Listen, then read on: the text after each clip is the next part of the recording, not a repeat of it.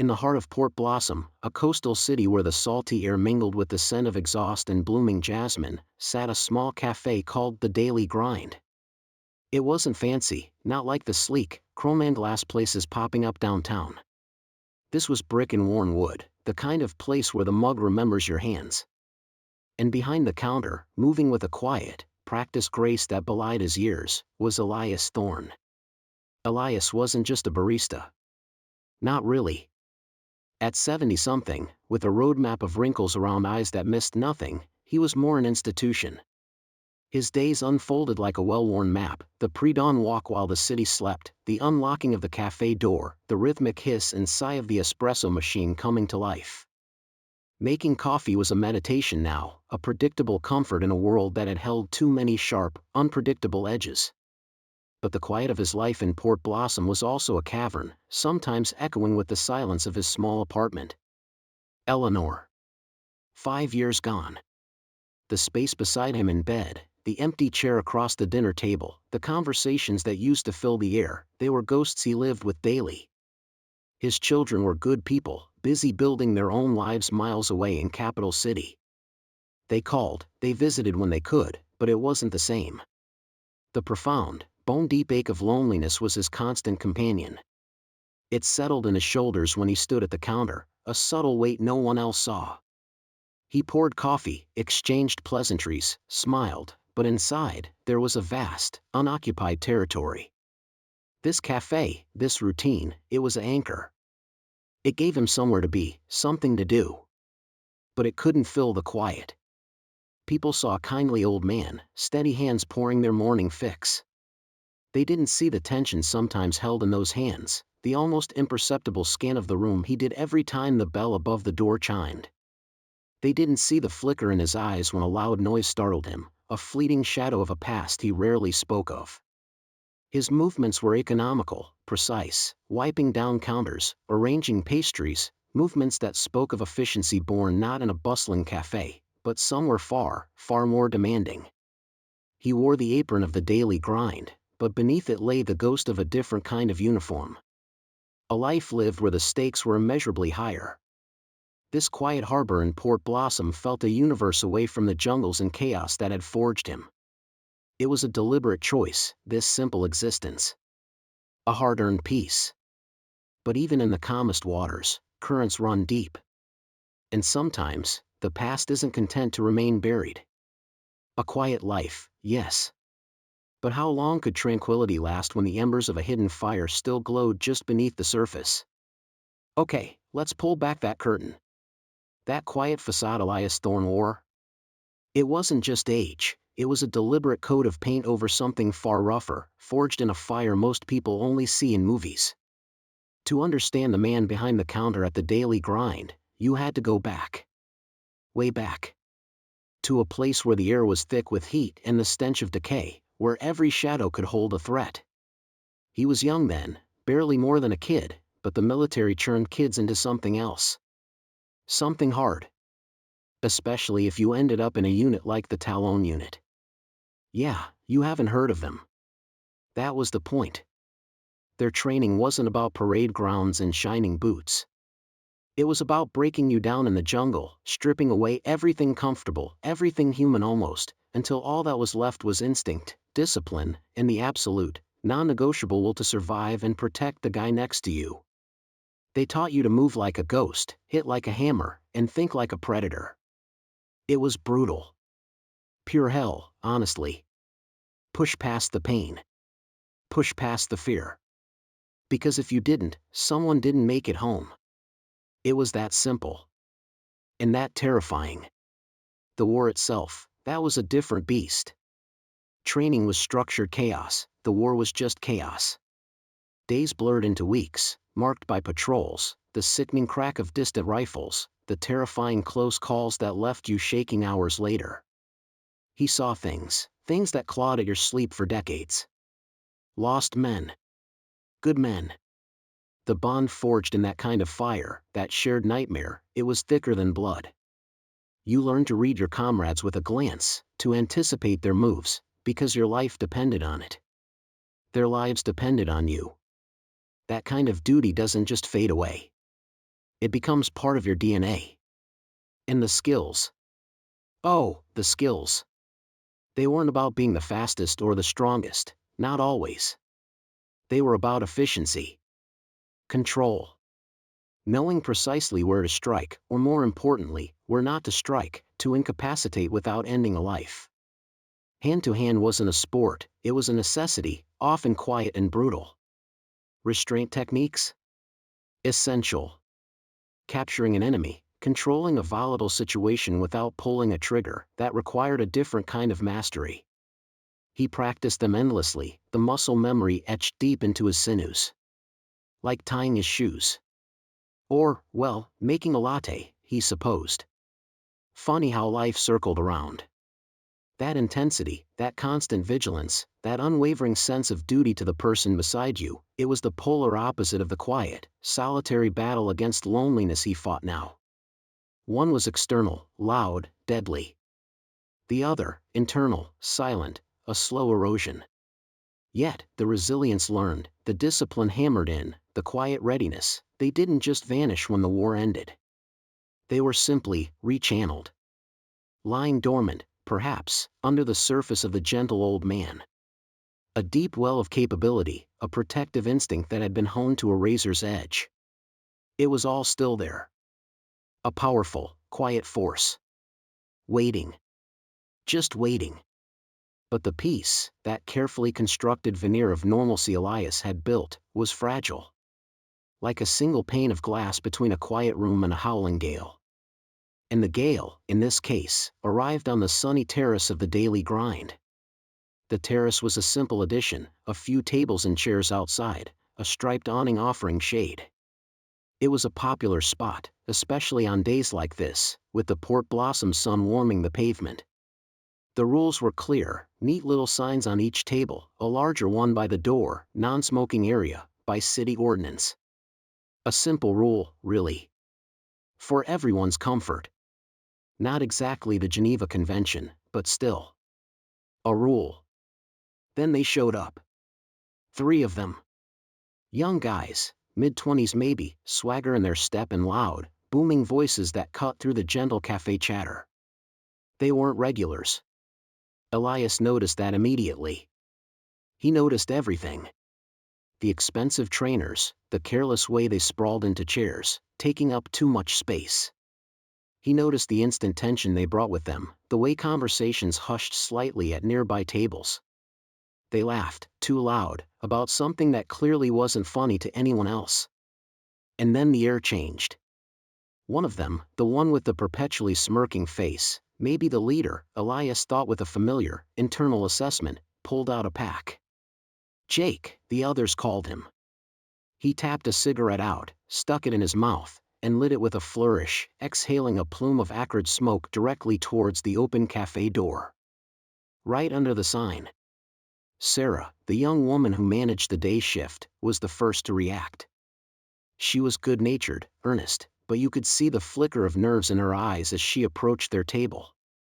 Ben, the timid college kid working the counter with Elias, just sort of froze. Sarah offered a polite, almost apologetic smile. "Excuse me, gentlemen. This is a non-smoking area, see? The signs? The smoking area is actually just around the corner." She pointed, her hand trembling slightly. Jake took another long drag, his smirk widening. He blew the smoke out slowly, directly at Sarah this time. Yeah, saw the signs. Didn't figure they applied to us." His voice was flat, dismissive. Mike, the loud one, guffawed. Leo just watched, that small, unpleasant smirk playing on his lips. Sarah tried again, her voice a little weaker now. "But, the ordinance? And for the other customers?" Jake just waved a hand, a lazy, arrogant gesture. "Beat it, Red. Get back to your coffee." Elias felt it then. Deep in his gut. That familiar, hot spike of pure anger. Not just because they were breaking a simple rule. Not just because they were being pig-headed. It was the way they did it. The utter contempt in their eyes when they looked at Sarah. The casual cruelty of dismissing her, of treating her like she was beneath them. It was a look he'd seen before. Decades ago. On faces that thought certain lives, certain people, just didn't matter. It was the arrogance of power unchecked, of privilege unquestioned. It made his hands clench, his jaw tighten. Every instinct screamed at him to step forward. To impose order. To remind these boys that the world wasn't just theirs to stomp through. But then the other part of him kicked in. The quiet, weary part. You're an old man, Elias. You work in a cafe. This isn't your fight. Just let it go. Sarah was retreating, her face tight with humiliation, Ben looking terrified. He could feel the eyes of the other customers, the shared discomfort, the silent plea for someone to do something. His cafe. His colleagues. His space. The principles he'd lived and almost died for warred with the quiet peace he'd finally found. Could he stand by and watch disrespect poison this small, precious bit of tranquility? Could he really? This wasn't a one-off. Oh no. The next day, the tension from the previous afternoon hung in the air at the daily grind like the stale smoke they'd left behind. Everyone felt it. Sarah was jumpy, glancing nervously at the terrace door. Ben kept dropping things. And Elias? He went through the motions of grinding beans and pulling shots, but his awareness was a tight knot in his stomach. He knew. He just knew they'd be back. And they were. Striding onto the terrace as if they owned the place, louder this time, more confident in their disruption. Jake, Mike, and Leo. Their energy was a raw, ugly thing, grating on everyone present. They didn't even glance at the signs today. Just sprawled out, talking over the other customers who were now shooting pointed, irritated looks their way. It was a deliberate performance. A show of dominance. Sarah tried again. Bless her. She walked out there, apron clutched in her hands, her voice strained but trying for firm. Look, guys, we really can't have smoking out here. It's a city rule, and frankly, it's bothering the other customers. Jake just leaned back, hooking a thumb in his belt loop. Bothering them? They look fine to me. Mike let out a loud, fake cough, grinning. Sensitive little flowers, aren't they? Leo smirked, that same unsettling, silent smirk. Sarah's face flushed. Please. We could get fined. I could get in trouble. Jake stubbed out his half-smoked cigarette on the edge of their table, letting the ash fall onto the clean wood. Casual destruction. Elias felt that spike again, hotter this time. Not our problem, sweetheart. Maybe get a job where the rules aren't so hard, huh? The cruelty was sharper, aimed not just at Sarah, but at their vulnerability.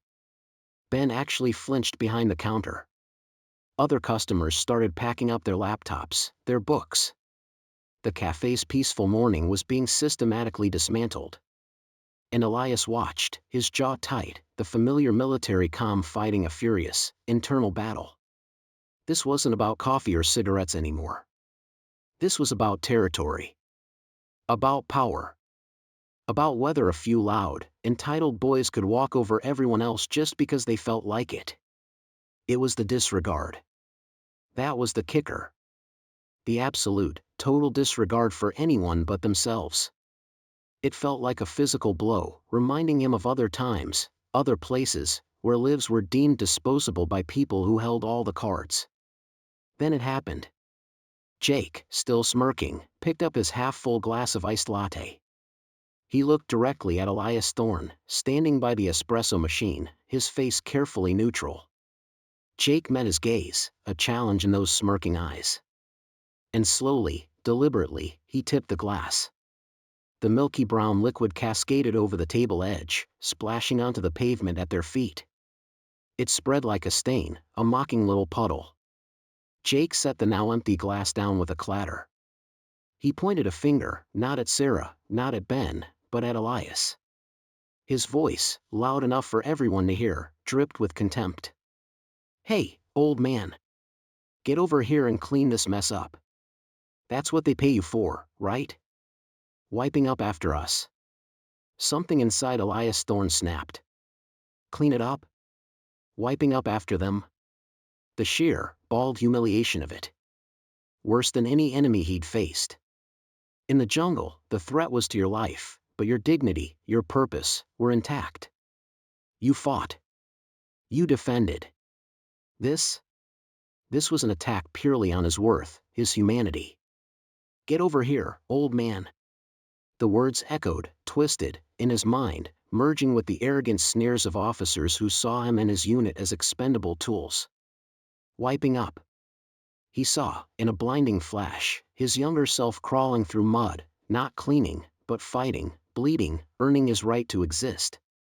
And now this? Reduced to cleaning up spills for arrogant boys who saw him as invisible. His hands, still holding a clean filter, began to tremble. Not from fear. From the effort of holding back a lifetime of trained, lethal response. The calm, the patience, the carefully constructed peace, it all shattered in that instant. He wasn't just Elias, the barista, anymore. He was Elias Thorne of the Talon Unit. And he had just reached his limit. Turning away was no longer an option. The quiet fire inside Elias Thorne didn't just glow, it roared to life. The moment Jake's taunt landed, something shifted. The slump in Elias's shoulders straightened. The lines of age around his eyes seemed to sharpen, replaced by an intense, focused light that had been dormant for years. He wasn't the gentle old man any longer. Not in that instant. He was Elias Thorne. Talon Unit. He moved. It wasn't a fast, youthful sprint, but a deliberate, grounded stride that carried an undeniable weight. He walked past the counter, ignoring Sarah's choked gasp and Ben's wide-eyed fear. He walked towards the terrace, towards the puddle of spilled coffee, towards the three smirking faces that suddenly seemed less confident. He stopped before their table. The air crackled. The casual chatter inside the cafe died away, replaced by a growing, hushed attention. All eyes were on the elderly barista facing down the disruptive youths. Jake's smirk wavered, replaced by a flicker of annoyance. "Look, Grandpa, I told you to clean it." Elias didn't shout. His voice was low, steady, cutting through the tension like a honed blade. "This is a non-smoking area." Simple words. A statement of fact. But the way he said it, the authority in his tone, it wasn't a request. It was a quiet command. Jake laughed, a brittle, fake sound. Mike joined in, louder, trying to break the tension. Leo just watched, that smirk back, daring.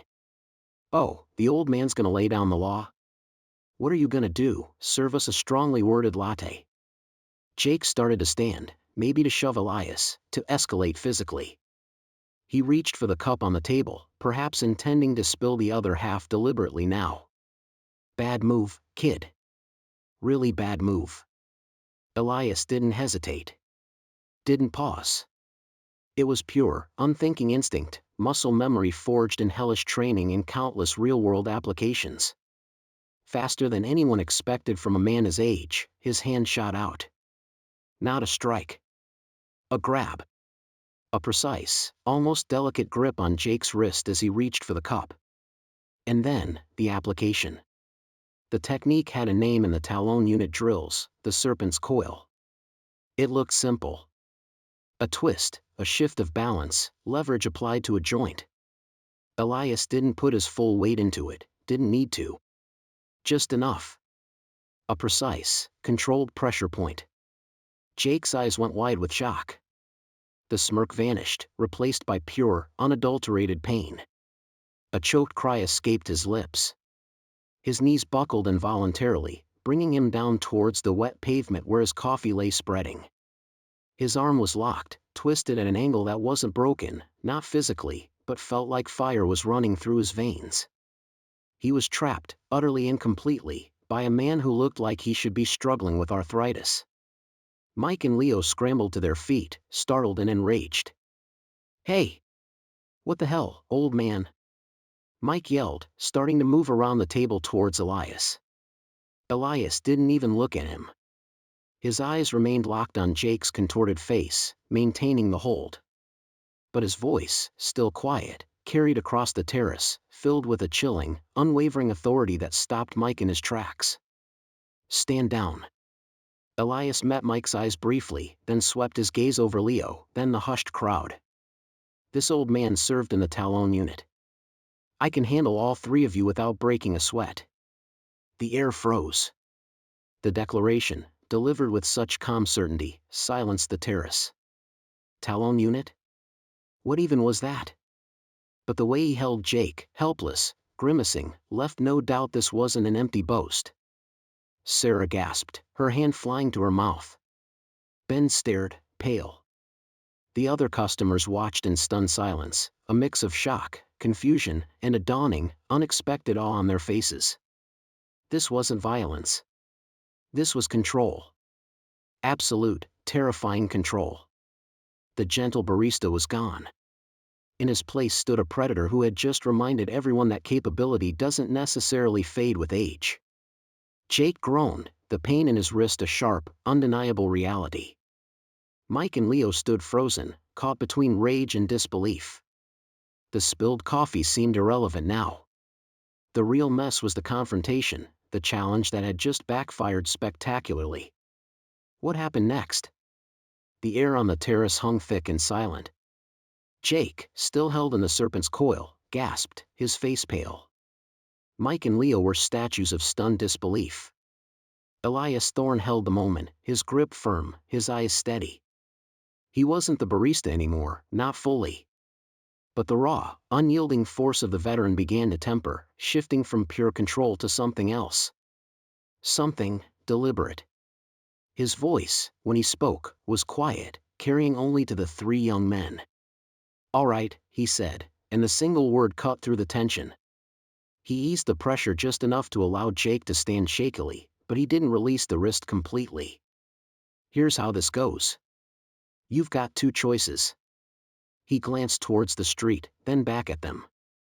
"Option 1, I call the Port Blossom Police. This little display? Public disturbance, destruction of property, assault on a senior citizen." He saw their eyes widen further at the last part. "That gets you fines. Maybe a night in holding. A nice little record that follows you around. Makes things difficult.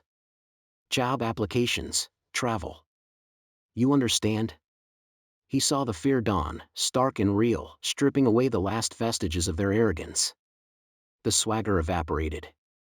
Mike swallowed hard. Leo looked away, his smirk gone.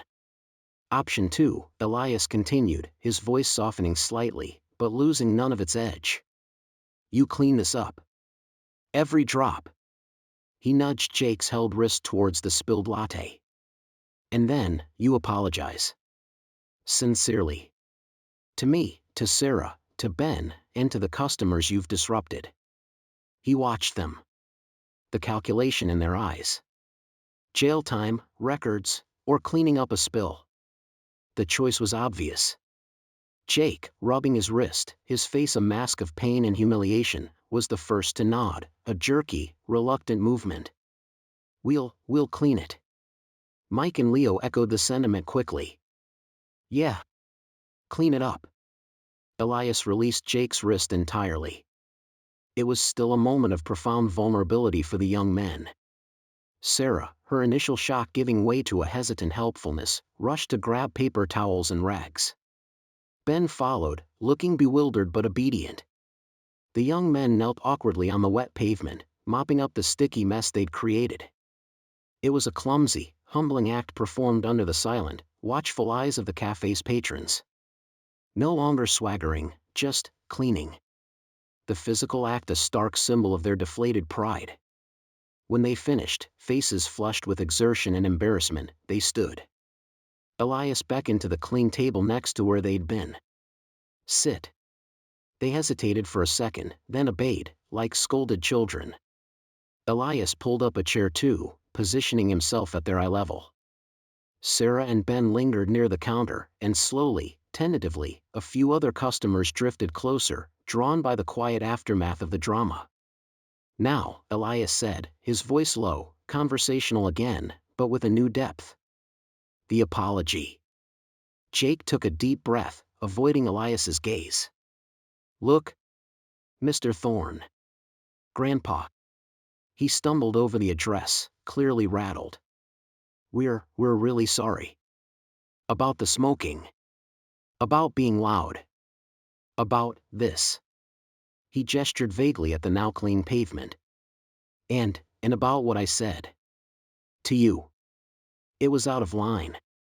Really out of line. His voice was quiet, laced with genuine shame. Mike and Leo mumbled their own apologies, less articulate, but the change in their demeanor was striking. Elias nodded slowly. He looked at them for a long moment. Sorry is a start. He leaned forward slightly. You see this place? He gestured around the cafe, the terrace. It's not just a business. It's a community. People come here for a little peace, a little connection. You disrupted that. You showed a complete disregard for anyone but yourselves. That's not just rude. It's small. He paused, his gaze holding theirs. I learned a lot of things in the Talon Unit, he said, surprising them with the direct reference to his past. Survival. Combat. But the most important lesson? It was about respect. For the mission, for the space, and for the person standing next to you. Because in the thick of it, you depended on each other. Your life literally rested on the guy next to you doing his part, respecting the plan. There was no room for selfish noise. He looked at Jake. Or arrogance. Their curiosity seemed to finally outweigh their embarrassment. They leaned in, listening as Elias spoke quietly about the principles of camaraderie, the unseen bonds that hold people together, whether in a jungle or a cafe. He didn't glorify war, he talked about shared purpose, about the unexpected strength found in looking out for one another. He explained that the technique he used wasn't about hurting, but about control, about asserting that some lines cannot be crossed without consequence. He spoke of dignity, his, Sarah's, Ben's, the customers. And their own. Sarah and Ben were listening intently, their fear replaced by something akin to awe. The customers were silent, leaning forward, captivated. This wasn't just a cafe incident anymore. It was a moment. A public lesson, delivered not from a pulpit, but over the ghosts of spilled coffee. Elias felt a strange sense of peace settle over him. He hadn't sought this confrontation, but now that it had happened, he knew he had done what was necessary. He had stood for something. And in doing so, perhaps, he had sparked something unexpected. Something that might spread beyond the terrace of the daily grind. See? That's the thing about moments that hold real weight. They rarely stay quiet for long. Especially not in a world connected by fiber optic cables and social media feeds. The silence on the daily grind terrace didn't last, not really. It transformed. Immediately after the young men left, a buzz swept through the cafe. Sarah and Ben looked at Elias like they'd just seen him wrestle a bear. Their fear was replaced by wide-eyed awe. Other customers started clapping, softly at first, then louder. An elderly woman patted Elias's arm, her eyes shining. Well done, dear. High time someone taught those ruffians a lesson. People came up to him, shaking his hand, murmuring congratulations, thanking him for standing up. It wasn't just about the smoking rule, it was about dignity. Someone had defended it. And because this is Port Blossom in the 21st century, someone had their phone out. Nobody knows exactly who, or if it was intentional, but a shaky video clip, titled something like Barista Grandpa Takes Down Bullies, appeared online that afternoon. It started in a local Port Blossom community group, then spilled onto citywide social media feeds. The quality wasn't great, but the message was clear. The disrespect. The spilled coffee. And then, the unexpected, swift, controlled movement, the young man dropping to his knees, the quiet, authoritative voice. The stunned faces. It went viral. Fast. The reaction was incredible. Comments flooded in. Thousands of them. People shared the video, adding their own experiences with disrespect, with feeling invisible. Support poured in for Grandpa Thorne, for the daily grind. Messages like age is just a number, hidden heroes walk among us, that's the kind of respect we need. Filled Elias's humble corner of the internet, Sarah helped him see them. He felt a warm, unfamiliar feeling spread through his chest. Embarrassed, yeah, but deeply touched. And it wasn't just online noise.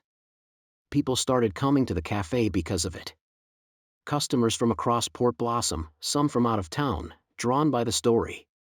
They'd order a coffee, glance around nervously as if expecting more drama, then hesitantly approach Elias, wanting to shake his hand, hear the story from him. He was awkward at first, the spotlight uncomfortable, but he got used to it. He'd share a toned-down version, always bringing it back to respect, to looking out for each other. The atmosphere in the daily grind changed. Tangibly. The owner, beaming with pride and probably enjoying the sudden surge in business, had a beautiful wooden sign made for the terrace entrance. It didn't say no smoking. It said, a space of respect. And you know what? Not a single person smoked on the terrace after that day. Not one. The rule wasn't enforced by Elias's muscles or a police threat, it was enforced by a new, shared understanding. A culture of consideration bloomed where resentment had festered. Younger customers made eye contact with the older regulars, even exchanged smiles. It became, genuinely, a space for generations to coexist peacefully. Then came the day that surprised Elias the most. A couple of weeks after the incident, when the online buzz had settled slightly, the bell above the door chimed, and Jake, Mike, and Leo walked in. But they weren't the same boys. Not at all. They looked smaller. Quieter. They weren't swaggering. They walked straight to the counter, eyes down, hesitant. They didn't order coffee right away. They just stood there, fidgeting. Elias waited. Finally, Jake cleared his throat, his voice barely above a whisper. "Mr. Thorne?" He started. Elias nodded. Jake looked up, and the arrogance was completely gone, replaced by a raw vulnerability. We wanted to come back. We've been thinking. A lot." Mike and Leo nodded vigorously beside him. "About what you said." Then Jake said something that truly floored Elias. We started volunteering. At the senior center downtown." Elias blinked. "Helping out. Cleaning, mostly. Talking to the residents." He managed a weak smile. "Learned a lot about cleaning." Mike and Leo even chuckled, a genuine, nervous sound. Jake looked directly at Elias then, his eyes sincere. "You taught us something, sir. About respect. About people. Not just about rules. About being part of things." It stuck with us. They stayed for coffee that day, sitting quietly on the terrace, chatting normally. No smoking. No loud voices. The transformation was real. And it was proof. Proof that the lesson, delivered with the quiet strength of the past, had landed. That conflict, sometimes, could be the unexpected spark for profound, positive change. A ripple effect, spreading from a single cafe terrace in Port Blossom. But the ripples created on the Daily Grind's terrace didn't just spread through Port Blossom's streets and social media feeds. They reached farther. All the way to Capital City. Elias Thorne's children, his son David and daughter Clara, busy with their lives, saw the video. Their initial reaction was a jolt of pure panic. "Dad? Getting into a physical confrontation? At the coffee shop? That couldn't be right." Worry spiked. But as they watched the shaky footage, saw the controlled movement, heard the quiet declaration, the worry morphed into disbelief, then surprise, and finally, a profound, complicated sense of pride. And maybe, a touch of shame. How much of their father's life, his history, had they simply overlooked? Calls became more frequent, less rushed. Then came the decision, they needed to visit. Properly. not just a quick stopover. So, one weekend, they made the drive down to Port Blossom. It was a reunion layered with unspoken things. They hugged Elias tight, their eyes searching his face, seeing the familiar wrinkles but also, now, something new. They insisted on seeing the daily grind. They met Sarah and Ben, who couldn't resist sharing their awe. They saw the space of respect sign, felt the genuinely warm, easy atmosphere. They watched their father move behind the counter, greeting regulars, his quiet presence now tinged with local legend. That evening, over dinner at Elias's small apartment, the conversation finally turned to the incident. They talked, really talked, about the video, the young men, the Talon Unit, the unexpected turn of events. David, his son, looked at him with a mixture of admiration and concern. Clara held his hand. They saw not just the old man they worried about, but the veteran, the protector, the man who stood for something. It was like a missing piece of their family puzzle had suddenly been found.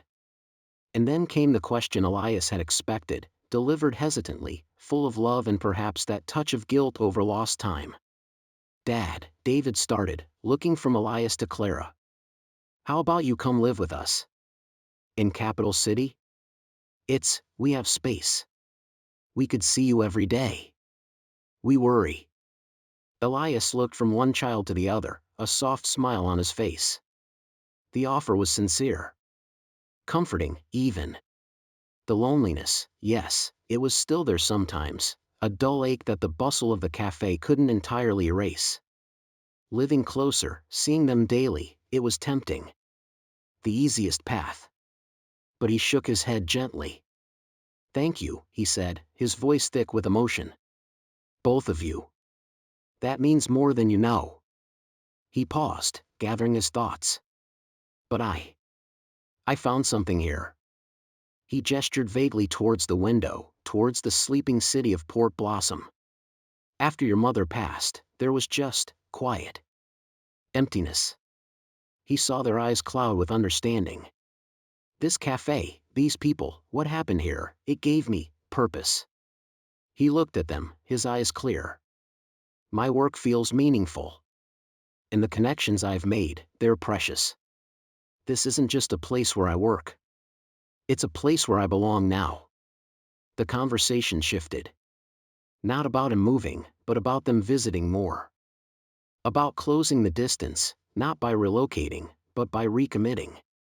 The threads of family conversation, frayed by distance and loss, were being carefully rewoven. Later, alone in his apartment, Elias sat by the window, looking out at the city lights, the distant gleam of the harbor. He reflected on it all. The young man forged in fire, the quiet barista in his twilight years, the unexpected moment the two collided. He thought about Eleanor, wondering if she'd seen it, wherever she was. He felt a sense of peace settle deep in his bones. Age hadn't diminished him. His skills weren't obsolete. The courage and the discipline learned long ago still had value. Not just for survival, but for teaching, for protecting a different kind of peace. He wasn't just waiting out his days.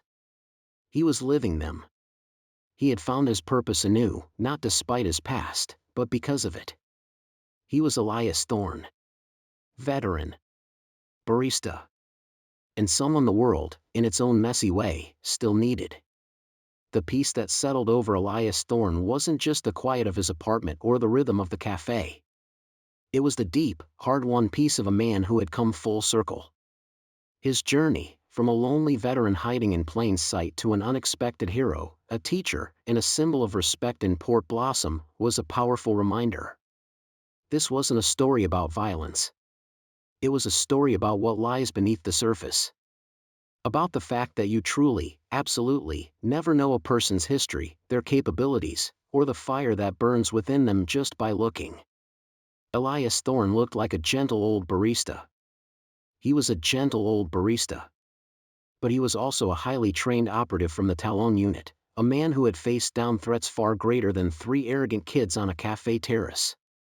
His story, unexpected and viral, resonated because it touched on something universal. The simmering frustration with casual disrespect. The quiet hope that courage still exists. the need for bridges across generational divides.